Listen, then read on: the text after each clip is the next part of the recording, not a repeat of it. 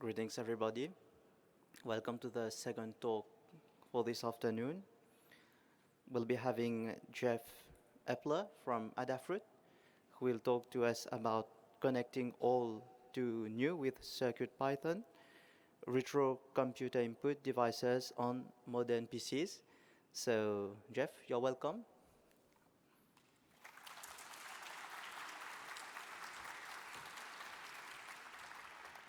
Thank you.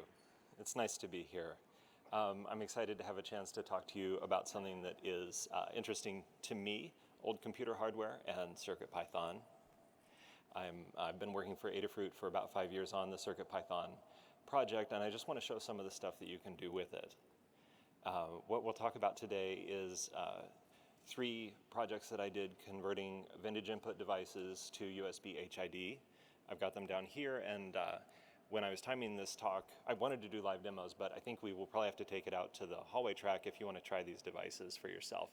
But I've got a Commodore keyboard, a Tandy keyboard, and an X Computers bus mouse that you can plug into your everyday computer. And these are all fully documented online, open source with MIT license on learn.adafruit.com. So I can't promise that I've never toasted an irreplaceable old piece of hardware when I was working on it, but if I did, I cried. A piece of feedback that I got on Mastodon is to make sure and tell you, these are non-invasive and non-destructive processes. I'm not cutting off a connector. I'm plugging in a connector. This is using the microcontroller a little bit out of specification because it's designed for 3.3 volts, whereas these old devices are 5 volts. But you're risking like a chip that costs $2 or $3 or a board that costs $10, and you can buy a new one. So it's been fine for me so far, but just want to share that caveat. So I want to tell you a little bit more about CircuitPython. It is a really amazing environment for microcontrollers, which are small devices with maybe 200 to 300 kilobytes of RAM and 1, 2, or 4 megabytes of flash. So they're really very modest in capability compared to our desktop computers. But what CircuitPython does by building on top of MicroPython is it runs on those devices. And I'm concentrating on the I/O capabilities, but you can get ones with Wi-Fi or Bluetooth, do some wireless, do some IoT. It supports nearly 500 boards. This is our mascot. Her name is Blinka, and that's the Circuit Playground Express. It's one of kind of the original boards that CircuitPython worked with, but we've definitely moved beyond that with nearly 500 boards supported. So how do you connect a device to your computer and have it act like a keyboard or a mouse? This happens through what's called USB HID, or Human Interface Device. And there are standard ways that a keyboard sends its information to the computer or a mouse sends its way to the computer. CircuitPython can emulate these devices, so it can send a keystroke, it can send a mouse move event, and even more esoteric kinds of things like gamepads when you create a custom HID descriptor. And this is a great starter board. It is the MacroPad RP2040, so you get a little keypad with 12 keys and a rotary knob and a display. And it can be fun to create or useful to create like hotkeys for specific applications.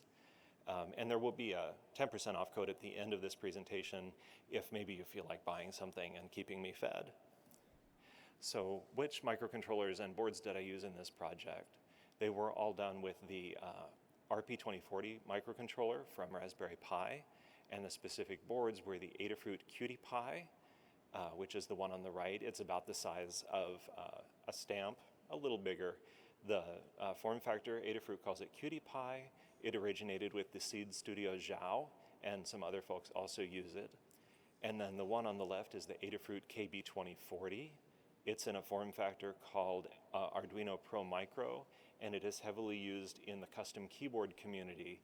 So we wanted to make a device that was pin compatible with those. And it's also nicknamed Keyboard, and it has a cute little logo. I like this guy. So what is a keyboard matrix? It is just an arrangement of switches, usually in some kind of grid, which is why it's called a matrix. And this allows a large number of buttons or keys, such as 64, to be controlled with a small number of connections on your microcontroller, such as 16 pins, one for each row and one for each column. The controller will scan through all those keys by selecting a row in turn and then checking each key this is not the right artwork. That's a different matrix. So this is a key matrix. And so for instance, say the microcontroller is checking is row 3 connected to column 1. That happens by putting a voltage on row 3, and if that switch 9 is closed, that voltage appears at column 1. So it's basically, does a voltage appear, does a voltage not appear? And there's this idea of a ghost key, or whether a keyboard supports pressing any combination of keys together or just some combinations. And that usually happens because the board is designed without these little triangular, oh, my pointer's not working, those little triangular bits which are called diodes. And if you omit those, when those are present rather, the path of the electricity is blocked when it goes the wrong way. But if you leave those out for the sake of creating a more economical product, then the electricity can go through switch 13, switch 14, and switch 17, so that if the computer's checking row 1 and column 2, you'll get a ghost. So it'll think that 16 is pressed even though it's not, just because the electricity can follow that path through. And these switches, or these diodes, were omitted on a lot of old keyboards, and so you have very limited ability to press multiple keys at the same time. But with all that said, let's talk about our first keyboard. And in fact, let's talk about the 80s. I think everybody can see there's a lot of stuff going on here. This is a 1984 advertisement for the Commodore 64, their most popular and most famous computer. But our businessman here changes clothes when he goes home, as we all do. A lot of people think that's more feminine coded clothing on the side. I don't think he's cross-dressing. Yeah, he's smoking. He's got these sculptures. So this was the 1980s, for those of you who don't remember it. And this is the actual keyboard, the computer that I actually took the keyboard from. It's the less famous Commodore 16, when they really should have gotten on the 16-bit computer train. They're like, we're going to put out a reduced cost computer with just 16 kilobytes of RAM. And the form factor of the keyboard is about the same as the more famous Commodore 64. And whoops, and that's what I've got here. We'll take these out in the hallway track afterwards and play with them. But I've taken the original wiring harness and then connected the microcontroller to it with some custom wires that I made. And here's the information that I was using when I figured that out. Back in these days, you got a full schematic for almost everything. If it wasn't in the base manual, it was in like the additional programmer manual or developer manual. And I don't expect you to necessarily make sense of what you're seeing here, but you can see there's this block marked keyboard. There are these 2 blocks of things coming out of it. There's 8 of each of them, like I mentioned, 8 by 8 rows and columns to control 64 keys. And so then you can relate those back to the physical positions on the connector and understand how to wire it up. And this is one way that you could depict that wiring in an open source project called Fritzing, for kind of creating simple diagrams of how you connect microcontrollers. Fritzing is a great program if you're just starting out and you don't want to like create a full circuit. You're just going to connect some wires, but you want to be systematic about it or record what you did.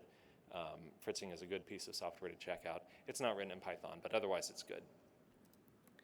And then what's next? So this is a rendition of the keyboard matrix, and it's formatted slightly incorrectly here. These were each supposed to be on one line, so like beginning with del and ending with at, that's the first row.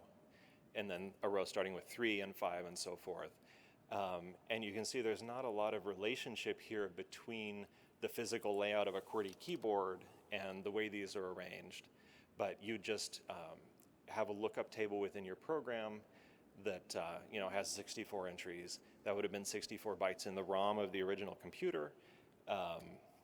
But in the case of the Python program, which we'll be getting to Python in just a moment, is a list of 64 numbers, 64 integers. So the full source code for this project, which is not like the most bulletproof, it's more of a demonstration program, is just 27 lines. And I want to show you kind of at full size, what does the main loop of the program do once you've set everything up? And it becomes very simple. You've got a key key matrix object that has an events.get method on it, and then you translate that to a USB key code by doing just a lookup in a list, and then you either press or release, and that, according to whether the matrix key was pressed or released, you send a USB message to the host that presses or releases the key. And there's the full code. So you've got some imports, you've got some lines that define which connection on the microcontroller are the rows and columns, you've got that lookup table, you've got the creation of the USB keyboard object, and you've got the main loop. So that is how easy it is to create a fully functional keyboard with CircuitPython. And that about wraps it up for the 8-bit era. Next, we will move on to the Tandy 1000. Again, I've got this this guy here. So Tandy, if you don't remember, they were sold out of Radio Shack, which was the place where you could buy electronics in your neighborhood. They weren't necessarily the best electronics, but you could get electronics in your neighborhood or in your city. And unlike the Commodore keyboard, which for instance didn't have an Alt key, this one you could use as an everyday driver, although the Alt key is placed in a little bit of a weird spot. I don't know if you can see it there, but it's right next to backspace, so that makes a lot of sense for those of you who press Alt every day. And no Windows key, of course. That was decades in the future. But another thing I'm going to talk about, back to the idea of conservation, is these have really weird key switches inside them. I don't know why they designed it like this, but the key switch is offset from the key, so when you actually press the key, it goes down on that long lever, and the lever presses the actual key switch.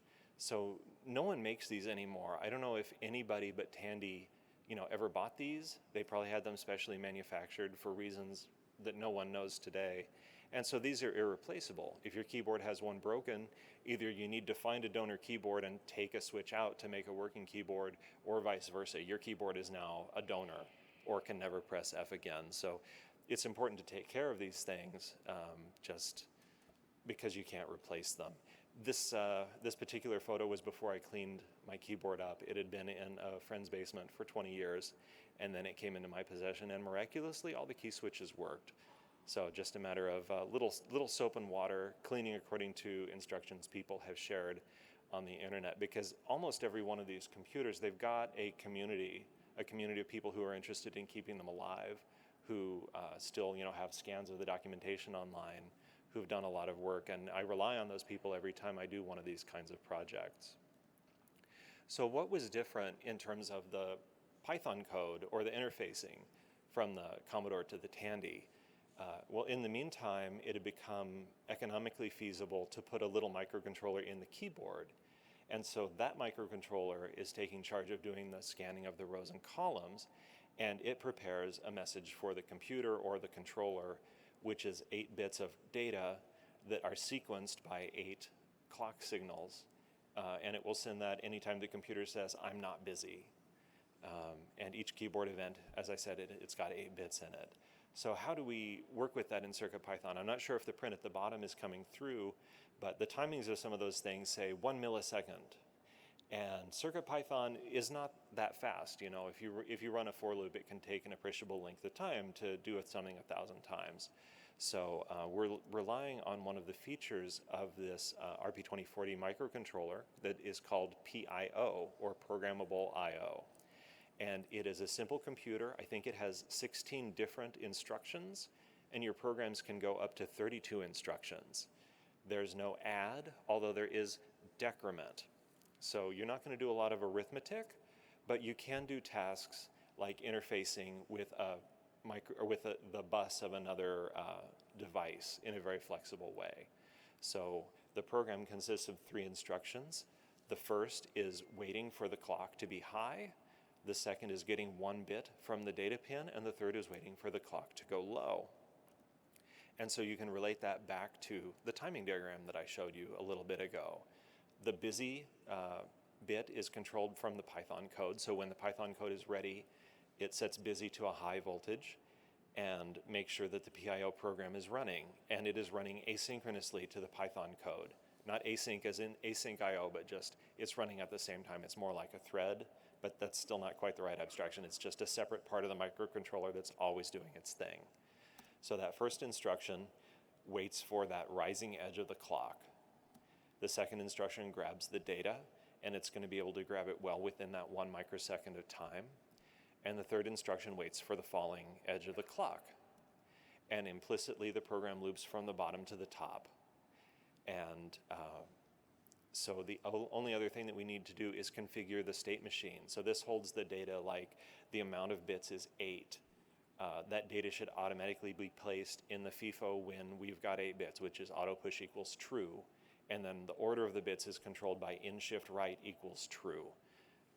And then from the point of view of your Python code, once you've got everything set up, you just make a simple read into call, and then I can read the next key event from the Tandy keyboard, and that's now an integer in Python. Buff of 0 will be that number. And then again, like the Commodore keyboard, there are some large lookup tables to convert from these particular key numbers to USB key numbers. And another wrinkle is the keyboard controls the state of the numlock and caps lock LEDs. So rather than relying on sending the operating system of your computer, the user pressed caps lock or numlock, and having the operating system decide whether you get an uppercase letter or you get an arrow versus a digit. That's all done within this code through a series of lookup tables. There are a lot of lookup tables.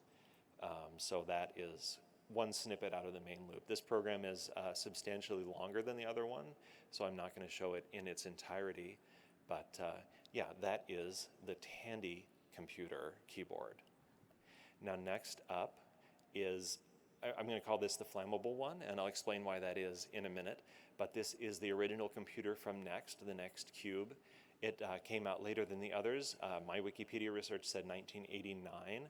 It was targeted kind of at North American higher educational institutions, and its price tag was $16,000 in today's dollars, so a little more expensive than the others, but it was a full kind of Unix workstation with exemplary graphics and sound and things like that. And it was a source of a number of firsts. It was the computer where Tim Berners-Lee invented the internet by creating HTTP and the idea of the web browser. A fellow named Steve Jobs worked there for a while. And to get back to that topic of being flammable, the case is made of magnesium. So some fellow named Simpson Garfinkel got permission from his boss to set one on fire and do a photo shoot. I believe he worked for a magazine. And if you search for this name or just Next Cube Fire, you'll find a modern Flickr album and like some web pages giving the history of this event of the burning of the Next Cube. But in today's day, do not do this. If you've got a Next Cube and you don't need it, find somebody who would really like to make it an object that they would like to conserve, because these, like all these computers, they're historical and it's good to hold on to them. But so this one is not a keyboard, but it is a mouse, and I've lost it. It's here somewhere. Here we go. It's a very standard 2-button mouse, and it has something that looks a lot like a PS2 connection. It is not. It is what is generally called a bus mouse. So just like keyboards went from having everything controlled outside of it on the Commodore keyboard to having a microcontroller inside of it to do the low-level stuff, this is returning to that idea of we're going to push the smarts onto an external controller. In the case of the Next, the controller was actually inside of the keyboard, but the outputs from this mouse are 2 signals, 1 for each of the buttons, and then 4 more signals, which are called quadrature. 2 symbols which change in a certain relationship can tell you rotational amount and direction. I don't know if that was touched on in the robotics talk, but quadrature is also used in a lot of like rotary sensors for motors and things like that. And so your controller has to receive those pulses as they come in and deal with them and count up or down. And happily in CircuitPython, there is support for quadrature encoders called the incremental encoder class on the RP2040 that again works through the PIO peripheral. Although you don't have to write those lines of PIO code yourself, it's just built in. And the default USB descriptor includes mouse support, so there's nothing particular you have to do there. So this makes coding the converter pretty straightforward. And once again, I'm not showing the whole program, but this is the main loop in which you get the delta number of pulses for X and Y You multiply them by a scale because relative to the next computer, there are a lot more pixels on our displays today. You handle the mouse buttons, including a feature where if you press both buttons together, that emulates the middle mouse button, because a lot of us use a middle button or a wheel these days, which is one of the things that makes an old 2-button mouse not super useful. And then you send a USB event to the computer. And if there was some motion, you can send a move event with the delta number of X pixels and Y pixels. Otherwise, that call to send no move just updates the state of the buttons on the host computer. And out of my 3 projects, this is the one that I kind of made into a nice finished object by making a 3D print. So this is something that can sit on my desk, has a lid that goes on it, conceals all those wires and makes it more durable. My colleagues Noe and Pedro actually design a lot of 3D printed enclosures for Adafruit products, which are also released as open source. We do almost everything open source, the software. We have a lot of certified open source hardware, and then these model files are freely downloadable, usually from our Learn system. And if they've designed an enclosure for you, you just bring that into your program of choice and punch a hole in it for the particular connector you need, and now you've got a nice little case for your project. So here are full links to the 3 projects that I talked about, including source code, including in some cases 3D printable models, wiring diagrams, photos, and then there are a couple of other projects that I didn't have time to talk about today but are kind of on the same wavelength. I actually did convert a Next computer's keyboard and also the Super Nintendo mouse. And if this was interesting to you, there are a couple of things that you can do. You can join our community on Discord by going to adafru.it/discord. We've got a bunch of people there. You can ask for help. You can share information about your own projects and just kind of connect to people who are interested in hardware more generally. And we'd also like to offer you a discount code for people attending and viewing the talk live. That's PyConPen. I think you need to enter that all in lowercase when you check out, and that should give you 10% off of your 10% off of your basket. And this is supposed to say Adafruit loves CircuitPython, but my emoji didn't work. So just take it from me. Adafruit loves Python. CircuitPython loves. Anyway, it's all about love and connecting and sharing what we're excited about, and it's not about whether that emoji is showing correctly. So that's what I've got for you today. And I'd be happy to take a question or two. And then for those who are really interested, I will have these devices out in the hallway track, and you can give them a try if you are so inclined. Thank you.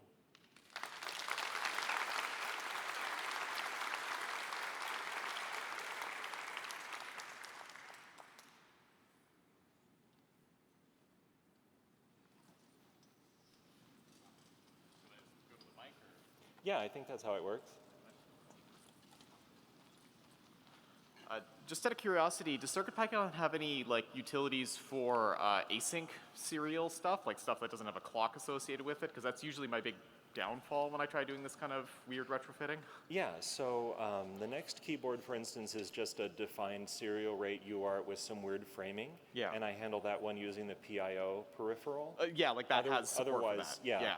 Otherwise, like if it's standard UART with start bits and stop bits, there's busio.uart for that, and either of those work based off of a defined baud rate. Yeah, because the problem I've had in the past is even running it in C on an Arduino. The Arduino itself is too slow to run it in C to catch up with fast serial stuff like that. So yeah, usually the PIO peripheral can be made into something that works for those use cases. It can capture anywhere from 8 to 32 bits. It can run at 120 megahertz, but usually you need 3 or 4 instructions, so it would run up maybe into the single-digit megahertz of signal rate for the serial. Cool. Super exciting. Yeah. I love hooking up old video game controllers to stuff, so yeah. Yeah. Thank you. Hi. Thank you for the talk. You mentioned there is this problem with old computers missing input devices. So have you thought about doing the reverse thing to what you did here? Are you a ringer? Because I've actually done one of those just recently. To be honest, I wasn't paying attention. Okay. Yeah, so often, because you saw, these things are all documented, so you can make devices that do these things. Another computer that I'm restoring recently is the Xerox 820. It's a CPM computer that just one fell into my lap. And its keyboard input is like almost the reverse of the old parallel printer output, in that it has 8 bits in parallel and then a signal that says there's a key ready. And I've also done a project for converting a USB host keyboard into that old thing, again, using CircuitPython and using the PIO. I think that project uses PIO. I'm not sure right now. But yeah, people definitely do it both ways. And people do this with many other environments too, such as the Arduino that the other questioner mentioned. CircuitPython is just where my strengths and knowledge lie. But it's definitely possible. Thank you.